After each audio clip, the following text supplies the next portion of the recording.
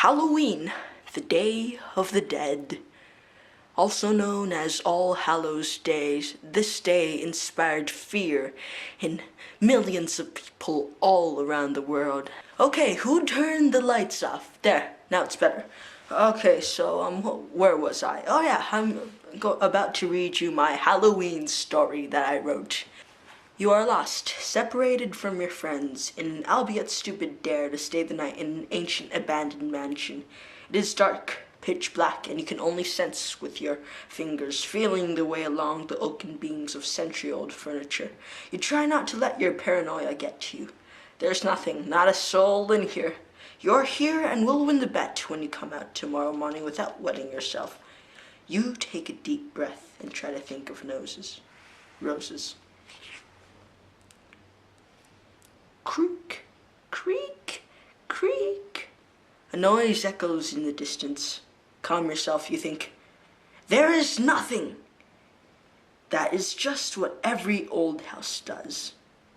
It's with growing anxiety, you notice the creaking is louder and sounds near. Creak. Your face is completely pale and you're shuddering. Creak. The sound seems to originate from right next to you. Who's there? Who's there? Kids, what did we learn from that story? Well, it's to never go into abandoned mansions.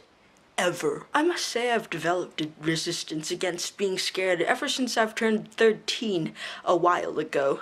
See, growing up, pretty much everything scared me. Mulan gave me reoccurring nightmares that still periodically happen. Sometimes I still wake up in a cold sweat thinking that the Hun was about to swing his vicious axe at me. I also got frightened reading the Wikipedia entry for Paranormal Activity. But come to think of it, almost every Disney movie scared me. Later, I became less sensitive to Disney movies, like around when I was 10, that time when I learned to ride a bike without training wheels. Yeah, my life is sad, okay? But I still couldn't watch horror movies. Now I can assure you that I am not frightened easily at all, and am extremely well adjusted. Anyways, it's Halloween soon, so before I get beat up by 10-year-olds for telling them facts instead of giving them Halloween candy, I'm gonna present Halloween facts to you guys. Wouldn't that be fun? Because you can't just punch me through a screen of a computer, right? Trick-or-treating originated from the practice of souling from 100 to 500 years ago. Children and poor people went around houses saying prayers for the dead in exchange for cake. It became commercially popular in the 1940s in North America and the UK. Trick-or-treating shortly stopped in the middle of World War II when America went to war and there was a sugar depletion and you were constantly scared of someone dropping a bomb on your head, so there's that. But it came back during the 50s and 60s and yeah, I would probably have been slapped by now.